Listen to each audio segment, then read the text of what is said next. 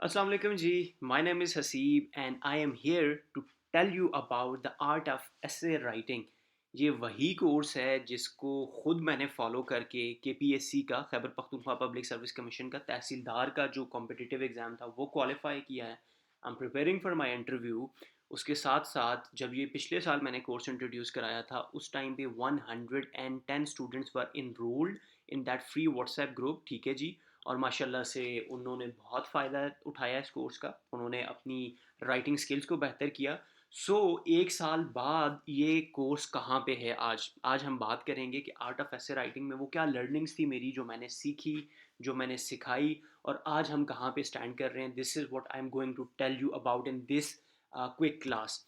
सबसे पहले स्टूडेंट का जो क्वेश्चन होता है वो ये होता है कि सर वेयर टू स्टार्ट, शुरू कहाँ से करें? शुरू करना ही सबसे आसान और सबसे मुश्किल काम है। आसान इसलिए कि आप शुरू कर लेते हैं और मुश्किल इसलिए कि आपको समझ नहीं आती कि शुरू कहाँ से करें।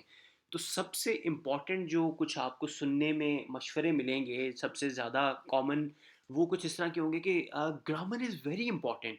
बिफोर राइटिंग आपको अपनी ग्रामर को इम्प्रूव करना चाहिए। But another school of thought will say no, grammar तो ठीक है, उसके साथ साथ आपका जो नॉलेज है, knowledge about the topic is everything. सबसे ज़्यादा इंपॉर्टेंट आपका जो नॉलेज है। बट वेट यार, आप नॉलेज इतना लेके आ जाओगे ये तो आपका रिसर्च पेपर बन जाएगा। तो आपने रिसर्च पेपर तो थोड़ी लिखना है, आपने तो ऐसे लिखना है। तो अब बंदा क्या करे? बंदा कहता है कि यार इस तरह करो, तुम ना अपनी थॉट्स रिफ्लेक्ट करो। जो तुम्हें तुम्हें लगता है इस टॉपिक के बारे में तुम वो लिख के आओ। तुम लोगों का किसी आर्टिकल का, किसी यूट्यूब की वीडियो का वो क्यों सहारा ले रहे हो? तुम अपनी थॉट्स लिख के लेके आओ। And then there is this another school of thought जो कहता है कि यार आर्ग्यूमेंट्स वो दो जो तुम्हारे अपने हैं, किसी भी चीज़ के ऊपर बेस ना हो, तुम्हारे माइंड से ओरिजिनेट होने वाले जो आर्ग्यूमेंट्स हैं तुम वो लिख के आओ। Over 1 year of teaching I learn कि भाई ये 5 स्कूल ऑफ थॉट पाए जाते हैं। कोई स्टूडेंट यहाँ से उठ के आ रहा होता है, कोई यहाँ से उठ के आ रहा होता है और इवेंचुअली वो अपना क्वालिफाई एग्ज़ाम नहीं कर पाते। रीज़न क्या है कि भाई वो इस मैस में फंस जाते हैं। सो वेट, अगर ये मैस है तो इसको आपका जो माइंड को इस टाइम ये ब्लो कर रहा है कि भाई it's just blue your mind, इससे बचेंगे कैसे? क्या तरीका है, क्या रास्ता है कि हम खुद को इस सब से बचा लें? So let us refer to the mother of all mentors जो कि एफपीएससी खुद है। एफपीएससी से पूछते हैं कि यार एफपीएससी तुम मुझे ये बताओ कि आप जो एसए का एग्ज़ाम कंडक्ट कर रहे होते हो उसमें आपके क्या प्री रिक्विजिट्स क्या हैं? ऐसी कौन सी एबिलिटीज़, क्वालिटीज़, कैरेक्टर्स हैं जो आप चाहते हो कि आपको एसए में रिफ्लेक्ट हों? तो मुझे लगता है कि ये एसए पेपर का वो पोर्शन है, ये आपके सिलेबस मैंने स्क्रीनशॉट लिया हुआ है। ये वो पोर्शन है जिसको आप सबसे कम इम्पोर्टेंस देते हो और सबसे इम्पोर्टेंट है ये। कैसे? Let me tell you clearly. यहाँ पे लिखा हुआ है कि भाई candidates are expected to reflect comprehensive and research based knowledge.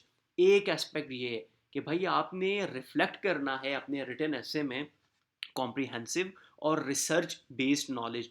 तो सबसे पहले आपने अपने माइंड में क्लियर कर दिया कि भाई अगर कोई आपको बोले कि यार ये तो तुमने रटी रटाई हुई बातें हैं, तुमने किसी आर्टिकल से डाटा उठाया हुआ है, तो आपको उसको शट अप कॉल देना आ जाना चाहिए कि यहाँ पे खुद लिखा हुआ है कि रिसर्च बेस्ड नॉलेज हो। पहले आप रिसर्च करो, उसके बाद वो नॉलेज हमें प्रेजेंट करके दो। और वो नॉलेज कैसा होना चाहिए? कॉम्प्रिहेंसिव होना चाहिए। Will explain this later in the video. उसके बाद आपका एग्जामिनर एफपीएससी आपको ये कहती है कि भाई candidates articulation, expression and technical treatment of the style of the English essay writing will be examined। तीन चीज़ एग्जामिन होंगी।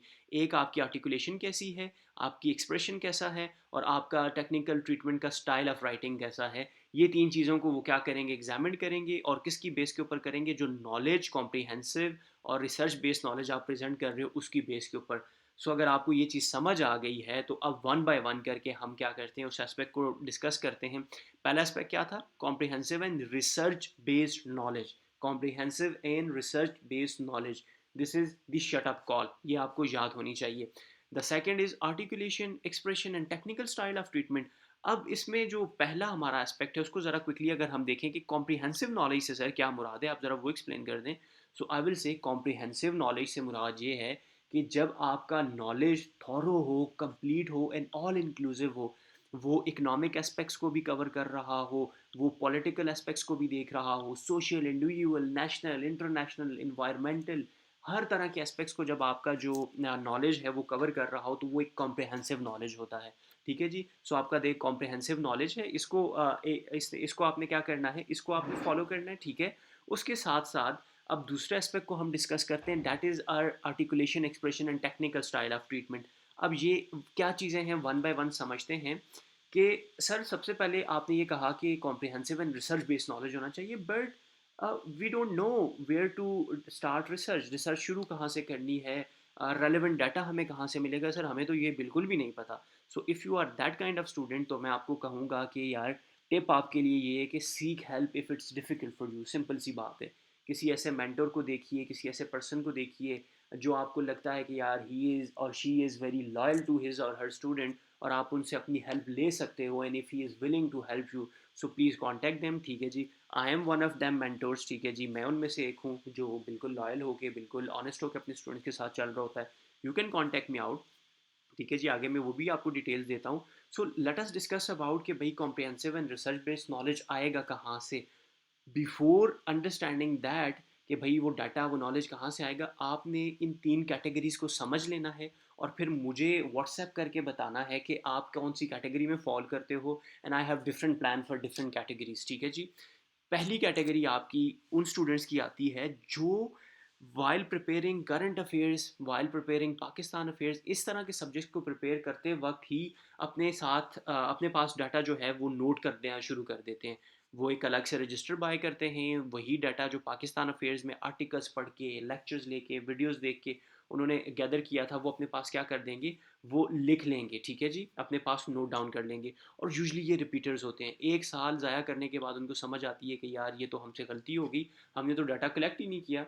वो जो लोग कह रहे थे हमें कि यार डाटा ना कलेक्ट किया करो, अपना नॉलेज दो, तो ये वो कैटेगरी है जो एक साल के बाद सीखती है कि यार हमने डाटा कलेक्ट करना ही करना था।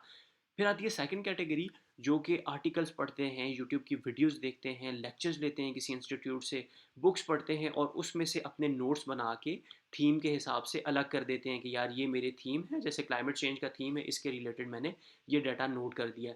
And then there is this third category, जो कि अपनी रिसर्च नहीं कर सकते, मुश्किल है उनके लिए, स्कूलिंग अच्छी नहीं है, इन्वायरमेंट इस तरह का इर्द गिर्द नहीं मिला उनको कि भाई उन्हें रिसर्च करना नहीं आती, टू बी वेरी ऑनेस्ट, तो एग्जिस्ट करते हैं इस तरह के स्टूडेंट भी। और फिर वो क्या करते हैं, वो डिफरेंट जो आजकल CSS के मेंटोर्स हैं जो अपने नोट्स सेल कर रहे होते हैं, जो अपना डाटा सेल कर रहे होते हैं, ये उनको कांटेक्ट करते हैं और उनसे उनका डाटा बाय करते हैं, ठीक है जी। बुक्स की समरीज कोई बेच रहा है, कोई आर्टिकल्स की समरी बेच रहा है, और वो वहाँ से बाय करके उसको अपने नॉलेज में इनकॉपरेट कर देते हैं। So these are the 3 main categories, ठीक है। अब आपने आइडेंटिफाई करना है कि which category do you fall in, ठीक है। और जब आपको पता चल जाए कि सर मेरी कैटेगरी 1 है, मेरी कैटेगरी 2 है, मेरी 3, इसमें से कोई ठीक नहीं है, कोई गलत नहीं है, ठीक है। कैटेगरीज हैं, डिवाइडेड हैं। अब आपको लगता है कि यार आपकी कैटेगरी कौन सी है, अब उस कैटेगरी के रिलेटेड आपको हेल्प चाहिए, तो आई विल से कि this is my WhatsApp number, ठीक है जी। यहाँ पे मुझे कांटेक्ट कीजिए, मैं आपको वन बाय वन करके एक एक चीज़ समझाऊंगा, रिसर्च क्या होती है, कैसे की जाती है, उसके बारे में हम क्विक सी डिटेल में आपको शेयर कर दूंगा, ठीक है। अच्छा, अब सेकंड जो सबसे मोस्ट कॉम्प्लिकेटेड पार्ट है, वेयर द कॉम्प्लिकेशन बिगिंस, वो है ग्रामर का एस्पेक्ट, जो आपने पीछे पढ़ा था, आर्टिकुलेशन, कॉम्प्रिहेंशन, ये वाला जो टॉपिक, वो जो गाइडलाइंस दी हुई थी, ये शुरू होता है ग्रामर से। अब ग्रामर पार्ट को लेट मी एक्सप्लेन, मैं इसको आपको एक्सप्लेन करता हूँ, और एक्सप्लेन करने से पहले मैं आपको ये कहूँगा कि यार डाटा तो ठीक है, डाटा तो आप कहीं से भी ले लोगे, ना मिला तो आप बाय कर लोगे, वो तो ठीक है, वो तो समझ आती है, लेकिन दिस ग्रामर पार्ट, इसमें आपको मेंटोर चाहिए ही चाहिए होगा। अगर आपको कोई मेंटोर मिल नहीं रहा, बी योर ऑन मेंटोर, किसी भाई को, किसी बहन को मेंटोर बनाए, लेकिन एक पर्सन आपको ऐसा चाहिए होगा जो आपको चेक एंड बैलेंस रखे आपके ऊपर, जो आपसे पूछे, क्वेश्चंस करे, गाइड करे, आपको इवैल्यूएशंस करके दे। विदाउट दैट पर्सन आपके लिए ग्रामर बहुत मुश्किल हो जाएगी। आपका अगर मेंटोर नहीं है तो you will feel stuck, you will feel loss, you will feel puzzled कि यार शुरू कहाँ से किया था, पहुँच कहाँ पे गया हूँ, इस डायरेक्शन पे चलते चलते आपको लगेगा कि यार ये भी इंपॉर्टेंट, आप इधर निकल जाओगे, यहाँ से उधर निकल जाओगे, एंड यू विल फॉरगेट कि भाई आपका जो ट्रैक था वो ये था, ठीक है। सो डोंट फॉरगेट कि भाई एक मेंटोर का जो इंपॉर्टेंस है वो कितना ज़्यादा है इन दिस ग्रामर पोर्शन, ठीक है जी। तो ग्रामर को जब हम डिवाइड करते हैं अकॉर्डिंग टू द सिलेबस, ये सिलेबस की बात है, ना मेरी है, ना आपकी है, ना किसी थर्ड पर्सन की है। It is the like saying of FPSC, the mother of all your mentors, ये उनकी क्या है, उनकी बात है। FPSC कहती हैं कि भाई आर्टिकुलेशन मुझे चाहिए, और आर्टिकुलेशन क्या होती है, आर्टिकुलेशन होती है clarity and precision with which words, phrases and sentences are written. वो वर्ड की, फ्रेजेस की और सेंटेंसेस की क्लैरिटी, वो प्रिसीजन जिसके साथ आप लिखोगे। अब अगर मैं बात कर रहा हूँ और मेरी बातें क्लियर नहीं है, कभी मैं एफपीएससी की बात कर रहा हूँ, वहाँ से उठ के मैं पाकिस्तान अफेयर्स पे जा रहा हूँ, वहाँ से उठ के मैं पीएमएस पे चला जाता हूँ, वहाँ से उठ के मैं अपनी बातें करने लग जाता हूँ, सो मेरी वो जो वीडियो है, मेरी ऑडियो वो क्लियर नहीं होगी, तो मतलब उसकी उसमें आर्टिकुलेशन की कमी होगी। Same is the case with writing. कुछ लोग ऐसे होते हैं जो जिनकी बातें आपको बहुत जल्दी समझ आ जाती हैं, वो क्योंकि वो बहुत अच्छी तरह आर्टिकुलेट कर जाते हैं। कुछ लोग ऐसे होते हैं जो अपना प्रॉब्लम एक्सप्लेन ही नहीं कर पाते, उनको आर्टिकुलेशन का प्रॉब्लम होता है। सेम राइटिंग में भी वही फिनोमेना चलता है। तो ये आर्टिकुलेशन जो है वो डिवाइड हुई हुई है 5 मेन एस्पेक्ट्स में। पहला है सेंटेंस का स्ट्रक्चर। आपको पता होना चाहिए सेंटेंस का स्ट्रक्चर क्या है, उसकी टाइप्स कितनी है, उसकी फॉर्म्स कितनी है और कौन सी फॉर्म किस तरह लिखी जाती है। उसके बाद आपको ये पता होना चाहिए कि आप जो वर्ड्स यूज़ कर रहे हो, वोकैबुलरी यूज़ कर रहे हो, वो कौन सी है। आप आया ठीक वर्ड यूज़ कर भी रहे हो कि नहीं कर रहे। उसके बाद आप जब लिख रहे हो तो वो रिपीटेड ना लगे, उसमें एक ट्रांजिशन होनी चाहिए। Furthermore in addition to that, by talking from a different angle, firstly, secondly, thirdly, इस तरह के जो वर्ड्स होते हैं ये ट्रांजिशन कहलाते हैं। और जब आपके वर्ड्स में आपके जो पैराग्राफ्स हैं, सेंटेंसेस हैं, उनमें यूनिटी हो तो वो कोहेजन होती है कि भाई आपका कोहेरेंट लग रहा है पैराग्राफ, एक पैराग्राफ में एक ही आप बात कर रहे हैं। आर्टिकुलेशन में ये भी आता है। क्लैरिटी एंड कंसाइजनेस, जो बात करें सीधी बात करें, छोटे जुमले लिखें, कंसाइज लिखें, लेकिन जो कहना चाह रहे हैं वही लिखें। बिकॉज लगा के, इन एडिशन टू दैट लगा के, कॉमा लगा के अपनी बात को कॉम्प्लेक्स ना करें। और आपको ये पता होना चाहिए कि कहाँ पे फुल स्टॉप लगेगा, कहाँ पे कॉमा होगा, कहाँ पे इन्वर्टेड कॉमा होगा। ये 5 एस्पेक्ट्स हैं आर्टिकुलेशन के। अब आप खुद सीखना चाहते हैं तो आप खुद सीख सकते हैं ये वाली सारी चीज़ें। खुद समझ नहीं आ रही तो आप किसी मेंटोर के थ्रू भी ये चीज़ें शुरू कर सकते हैं। Only go for those mentors जो आपको ये चीज़ें सिखाएं जो कि एफपीएससी रेकमेंड कर रहा है। यहाँ पे अगर कहीं ऐसी चीज़ें आ जाएँ जो आपको इससे इर्रेलेवेंट लगें तो भाई वहाँ से भाग जाएँ, सिंपल सी बात है। सेकंड आती है expression. Now will talk about expression. क्या है कि ये क्लैरिटी और precision with which word phrases are written. Again आपका जो एक्सप्रेशन है वो क्या है, वही क्लैरिटी है जिसमें आपने अपने वर्ड्स को प्रेजेंट करना है अपने रीडर के आगे। क्योंकि आप पेपर में सिर्फ आप होंगे, आपका पेपर होगा, आपके वर्ड्स वहाँ पे होंगे, आपकी ज़ात जो है वो घर पे बैठी हुई होगी, एग्जामिनर आपका पेपर चेक कर रहा होगा। तो यहाँ पे आपने क्या करना है, वैरायटी ऑफ सेंटेंसेस लिखनी है। Simple sentence, compound sentence, complex sentence, compound complex sentences. उनका जो स्ट्रक्चर है वो आपको पता होना चाहिए। आप किस टोन में बात कर रहे हैं, आर्गुमेंटेटिव ऐसे लिख रहे हैं तो उसमें आर्गुमेंटेटिव टोन भी होना चाहिए। टोन्स क्या होती हैं, active voice, passive voice, active tone, passive tone, direct indirect, ये जो चीज़ें आप प्रेसियन कॉम्प्रिहेंशन में सीख रहे होते हैं, ये वही चीज़ें हैं जो यहाँ पे अप्लाई हो रही हैं। Then there should be transition and cohesion, ठीक है जी। और आपकी वही क्लैरिटी, कंसाइजनेस और पंक्चुएशंस, ये आपका कंप्लीट एक एक्सप्रेशन बन जाता है राइटिंग का। And then there is this third part जो कि सबसे इंपॉर्टेंट है। ये कहता है technical style of the treatment of the writing the essay. जो आप ऐसे लिख रहे हो उसमें टेक्निकल स्टाइल को फॉलो अप कर रहे हो, वो क्या है, वो है भाई adherence to the grammar rule.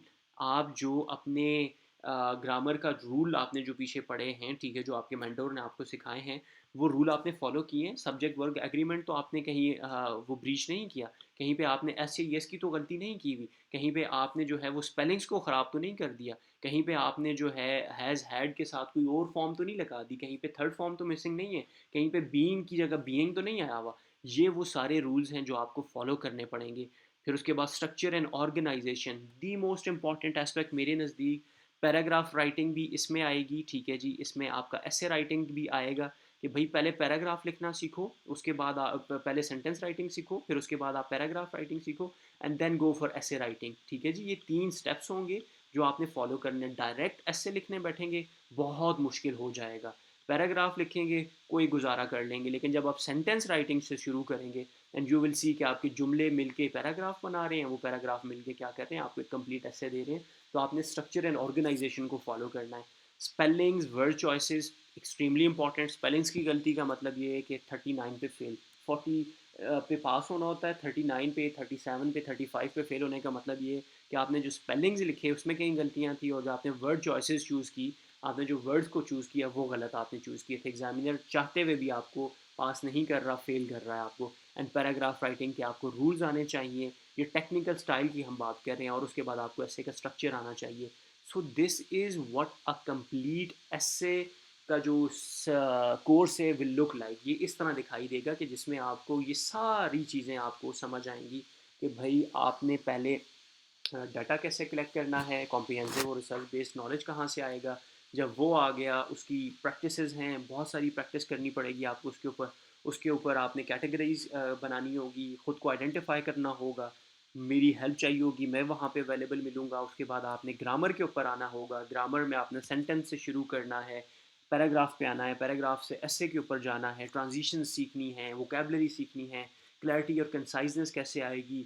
आपको सबसे ज़्यादा इवैल्यूएशंस करानी होंगी, बार बार इवैल्यूएट करवाएं, अपने मेंटर का सर खाएं, उन्हें कहें सर इवैल्यूएट कीजिए मेरे काम को, सो दैट मुझे पता हो कि मैं ठीक लिख रहा हूँ कि ठीक लिख रही हूँ। विदाउट दैट बहुत मुश्किल हो जाएगा। And that is it. ये एक कंप्लीट एसे राइटिंग CSS और PMS का कोर्स होना चाहिए इस तरह का, ठीक है। And there is no other way, simple सी बात है। FPSC के सिलेबस को सामने रख के ये चीज़ डिवाइस की गई है। तो there is no other way, and if there is any somehow, तो उसमें जो सक्सेस रेशियो है वो बड़ा निग्लिजिबल होगा। आपको बहुत मुश्किल से उसमें सक्सेस मिलेगा। लेकिन अगर आप इस ट्रैजेक्टरी को फॉलो करते हैं, यहाँ से आपने यहाँ फॉल किया, यहाँ से आप यहाँ आए, तो आप जीत जाएंगे। यही रास्ता है, इसी को फॉलो करना है, इसके बगैर कोई तरीका नहीं है। So this is my WhatsApp number, ठीक है जी। ये इसको आप एक मुझे मैसेज ड्रॉप कीजिए, अपना केस डिस्कस करें, आप कहाँ से आए हैं, क्या लिखना है, किस तरह शुरू करना है, वो प्लान अपना बताइए किस कैटेगरी में फॉल कर रहे हैं, and I will be there to help you out, ठीक है जी। So this was the video जो मैं प्लान कर रहा था काफ़ी टाइम से। ये वही वीडियो है जो 1 साल पहले मैंने बनाई थी, लेकिन उस टाइम पे जो लर्निंग्स थी वो बहुत डिफरेंट थी। नाउ क्वालिफाई करने के बाद की जो लर्निंग है, टीचर्स के साथ बैठ के डिस्कशंस करने की जो लर्निंग है, उसने बहुत सारी चीज़ों को चेंज कर दिया है। So here I am presenting you the art of ऐसे राइटिंग, ठीक है जी। और ये जब आप शुरू करेंगे एंड यू विल सी कि किस तरह ग्रेजुअल आप इम्प्रूव करते हैं।